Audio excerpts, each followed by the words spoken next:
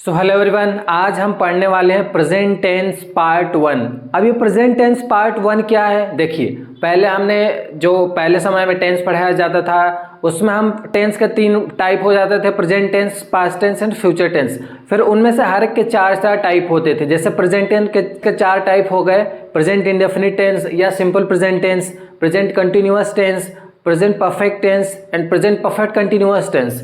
तो उस तरह से हम शुरुआती दिनों में यानी 10-15 सालों से 20 सालों से लगभग सब जगह पे ग्रामर पढ़ाया जाता रहा है। परंतु अब हम जो मैं लेकर आ रहा हूँ उसमें हम ऐसे कुछ नहीं पढ़ने वाले। हम क्या पढ़ने वाले हैं? सिर्फ अकेले प्रेजेंट टेंस में 50 स्ट्रक्चर्स पढ़ेंगे और उन 50 स्ट्रक्चर्स में हम बहुत सारे सेंटेंसेस की प्रैक्टिस करना सीख जाएंगे और वो हमारे स्पोकन इंग्लिश में बहुत फायदेमंद होने वाला है। तो कैसे स्ट्रक्चर होंगे और क्या हम सीखने वाले हैं, आइए हम शुरू करते हैं प्रेजेंट टेंस पार्ट 1 से। सो इसमें मैं कुछ एग्जांपल्स लिखता हूँ। जैसे मैं लिखता हूँ, वह समय पालक है, वह समय पालक है। या और मैं लिखता हूँ 12 बजने में 5 मिनट हैं, में 5 मिनट हैं। 12 बजने में 5 मिनट हैं। या फिर मैं लिखता हूँ 12 बजकर 5 मिनट हुए हैं, 5 मिनट हुए हैं। अब इस तरह के जो सेंटेंसेस हैं, पहले जो हम टेंस पढ़ते थे उसमें ऐसे सेंटेंसेस हम पढ़ते ही नहीं थे। सिंपल प्रेजेंट टेंस में हम पढ़ते थे कि ता है, ती है, रहता है, तो उसको इस तरह से ट्रांसलेट किया जाता है। तो इसलिए उसको चेंज करके और ये चीज़ें बनाई गई हैं। तो इसमें अगर वह समय पालक है, इसको इंग्लिश में कैसे बोलेंगे? तो हम बोलते हैं, इसके लिए हम इंग्लिश में स्ट्रक्चर सीखेंगे। प्रेजेंट टेंस पार्ट 1 का स्ट्रक्चर कैसा होगा, मैं आपके सामने यहाँ पर स्ट्रक्चर लिखता हूँ, फिर इससे जुड़े सेंटेंसेस में नीचे और लिख दूंगा, कुछ ऊपर लिखा हुआ। तो स्ट्रक्चर कैसा होगा? सबसे पहले हमें हिंदी स्ट्रक्चर भी देखना पड़ता है। हम जो सेंटेंस, जैसे ये सेंटेंस है, इसका अपना स्ट्रक्चर है। जैसे ये सब्जेक्ट है, फिर ये एडजेक्टिव है, फिर ये है यानी हेल्पिंग वर्ब है। तो ऐसे यहाँ पर स्ट्रक्चर भी लिखे हैं। कैसा स्ट्रक्चर? कि अगर सेंटेंस के लास्ट में, हिंदी वाला जो सेंटेंस है उसके लास्ट में क्या हो? एडजेक्टिव हो, ADJECTIV, एडजेक्टिव हो, या फिर नाउन हो, और उसके बाद हैं, हूँ या हों, इनमें से कोई हो, तो हम उसका जो इंग्लिश, तो उसका हम इंग्लिश ट्रांसलेशन कैसे करेंगे? इंग्लिश स्ट्रक्चर ऐसा हो जाएगा।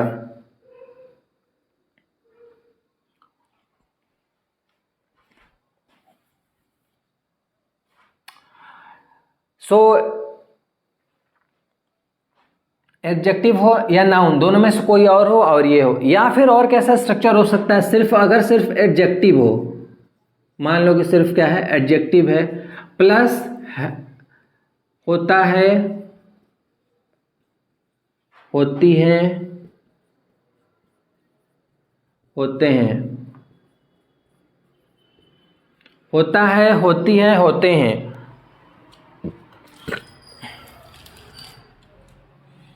या फिर और कैसा स्ट्रक्चर हो सकता है? ये एडजेक्टिव सेम रहेगा, प्लस में क्या हो सकता है? रहता है, रहती है,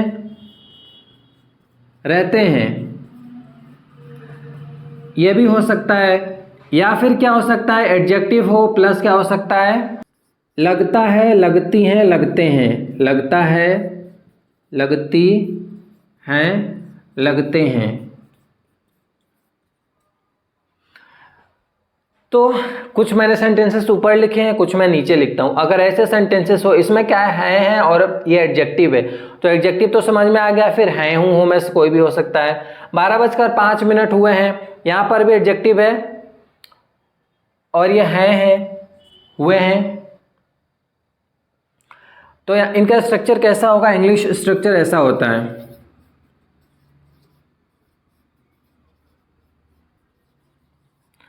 इनका सबसे पहले हम लिखेंगे सब्जेक्ट, फिर लिखेंगे इज, एम, आर, और फिर लिखेंगे एडजेक्टिव या नाउन, एडजेक्टिव या फिर नाउन। अगर एडजेक्टिव दिया हो सेंटेंस में तो एडजेक्टिव लिखेंगे, अगर नाउन दिया हो तो नाउन लिखेंगे।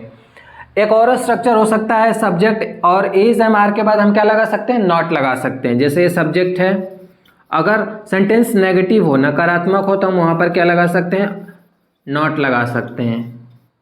और फिर ये ऊपर वाली चीज़ें, अगर क्वेश्चन वाला सेंटेंस हो, इंट्रोगेटिव सेंटेंस हो जाए, तो हम इज एम आर को बाहर निकाल देंगे। सो इज एम आर आ जाएगा बाहर और यहाँ पर हो जाएगा सब्जेक्ट, बच जाएगा। नॉट अगर सेंटेंस में है तो नॉट लगाएंगे, अगर इंट्रोगेटिव के साथ में नॉट भी लगा हुआ है तो नॉट लगाएंगे, अदरवाइज नॉट हम नहीं लगाएंगे। इसलिए इसको मैंने अंडरलाइन किया है। प्लस ये जो एडजेक्टिव है मैं फिर से लिख देता हूँ, एडजेक्टिव या नाउन में से कोई भी चीज़ हो सकती है। यहाँ पर भी is am are subject not plus adjective या नाउन में से कोई भी, मैंने शॉर्ट में लिख दिया है एडीजे यानी एडजेक्टिव। सो इस स्ट्रक्चर के बेसिस पर हम इनका ट्रांसलेशन सीखेंगे। तो है आ गया यहाँ पर, वह समय पालक है यानी ही के साथ में लगेगा इज। क्यों? क्योंकि हमारे स्ट्रक्चर में कहा गया है कि सब्जेक्ट के साथ में इज एम आर का हम यूज कर सकते हैं। सो ही इज, समय पालक को बोलते हैं इंग्लिश में पंक्चुअल, PUNCTUAL, पंक्चुअल। फिर अगला है 12 बजने में 5 मिनट है, 12 बजने में 5 मिनट कम है, तो इसको ऐसे बोलेंगे इट इज। अब देखिए यहाँ पर सब्जेक्ट है नहीं, सब्जेक्ट नहीं है तो हम वहाँ पर इट का यूज कर सकते हैं as a subject. So it is 5 minutes, it is 5 minutes to 10 यानी नहीं 12, it is 5 minutes to 12, TWELVE, यानी 12 बजने में 5 मिनट कम है, तो यहाँ पर लिखेंगे 5 मिनट्स टू 12। 12 बजकर 5 मिनट हुए हैं, 12 बजकर 5 मिनट हुए, तो इसको लिखेंगे इट इज 5 आफ्टर 12। ध्यान देना, यहाँ हमने टू का यूज किया है क्योंकि 12 बजने में 5 मिनट कम है। यहाँ पर आफ्टर का यूज कर रहे हैं क्योंकि 12 बजकर 5 मिनट हो चुके हैं। अगर कोई आपको डाउट है तो आप कमेंट बॉक्स में कमेंट करके पूछ सकते हैं। इसके साथ ही कुछ और भी एग्जांपल्स हम देखते हैं। चलिए देखते हैं कुछ और एग्जांपल्स। इसको मैं इरेज कर देता हूं, आप चाहें तो स्क्रीनशॉट ले सकते हैं।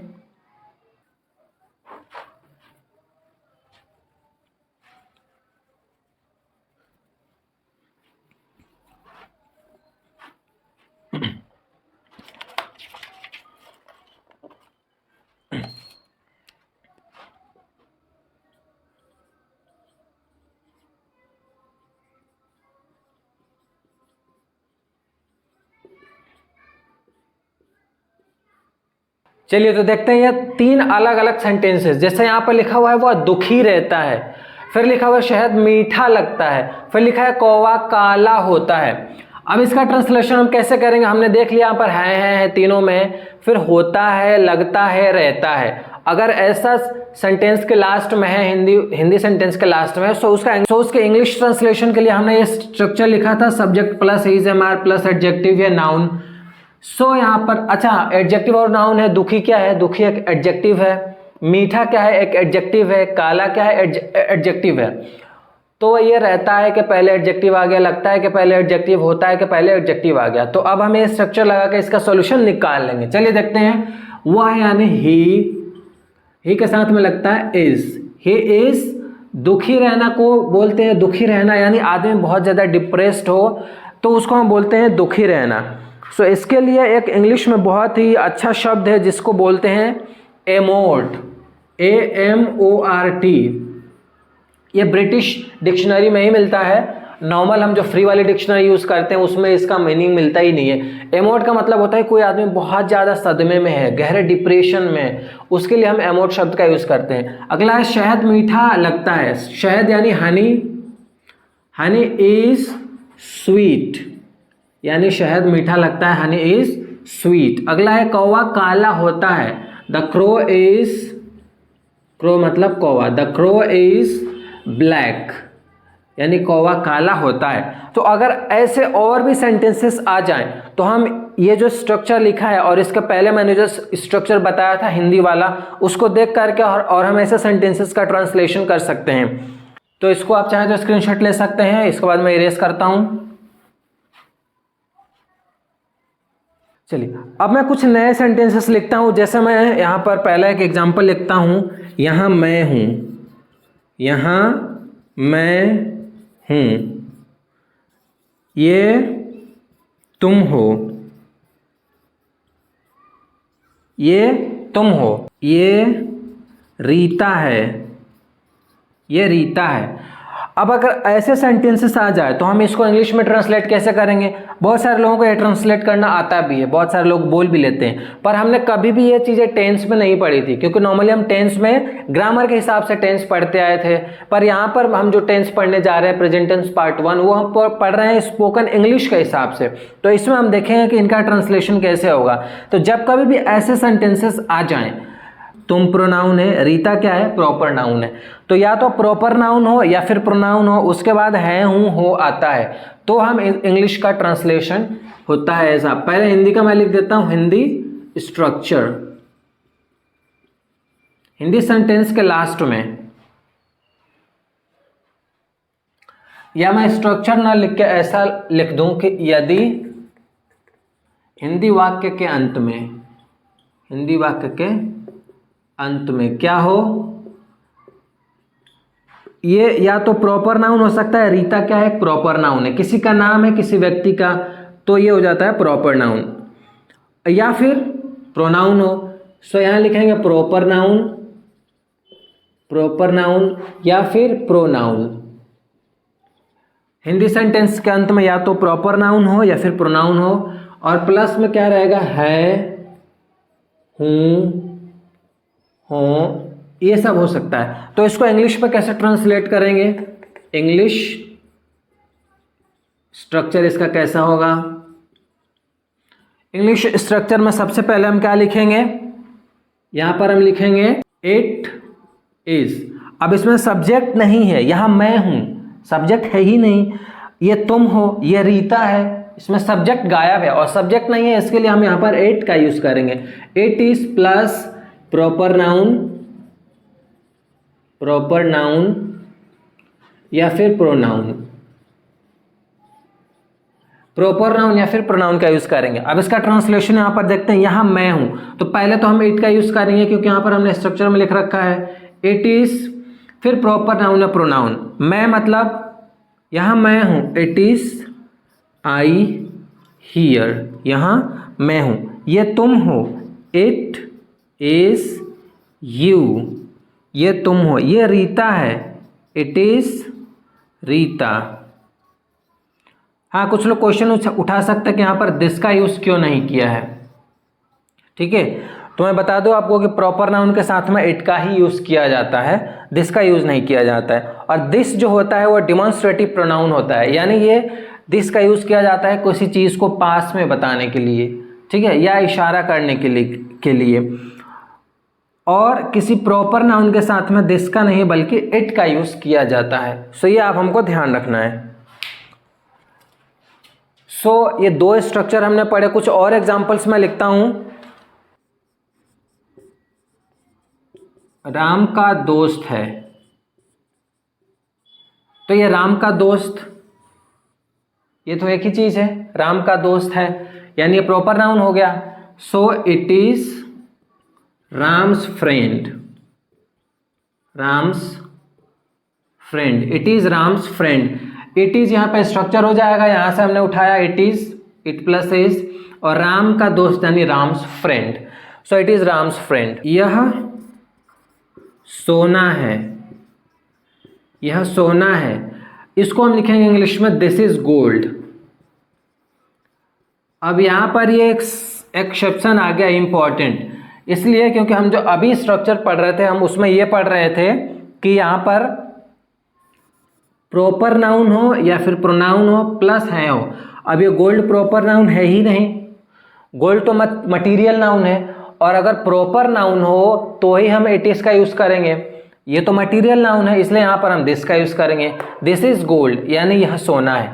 तो यहां पर कंफ्यूजन हो सकता है, इसको दूर करने के लिए मैंने जानबूझकर ये सेंटेंस लिखा है।